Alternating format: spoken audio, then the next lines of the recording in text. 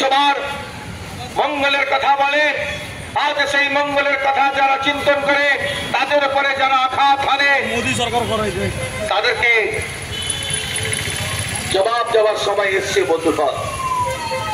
কোচবিহার শহরের উপরে দাঁড়িয়ে প্রতিবাদ সহ গত 9 জুন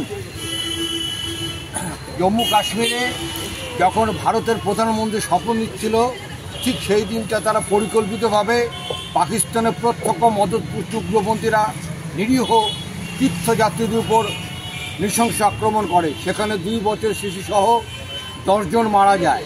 এইভাবে তারা মাঝে মাঝে আক্রমণ করছে। ভারত সরকারের উড়ির ঘটনায় সেখানে সার্জিক্যাল স্ট্রাইক হয়েছিল, পুলওয়ামার পরে এয়ার স্ট্রাইক হয়েছিল। এবার আমরা চাইছি ভারত সরকারের কাছে আমাদের দাবি যে এই সন্ত্রাসবাদের যে আতুরঘর ল্যাবরেটরি, সে পাকিস্তানকে এবার প্রত্যক্ষ সমুচিত জবাব দেওয়ার জন্য আমাদের এই যে এখানে কোচবিহার জেলা বিশ্ব হিন্দু পরিষদ পথসভা, এই পথসভার পরে আমরা রাষ্ট্রপতির কাছে আমাদের যে দাবি এটা আমরা জানাবো। এই উদ্দেশ্যে এই পথসভা। আপনার নাম? সুকুমার ভট্টাচার্য। কি দায়িত্বে রয়েছে? আমি উত্তরবঙ্গ বিশ্ব হিন্দু পরিষদ মঠ মন্দির প্রমুখ।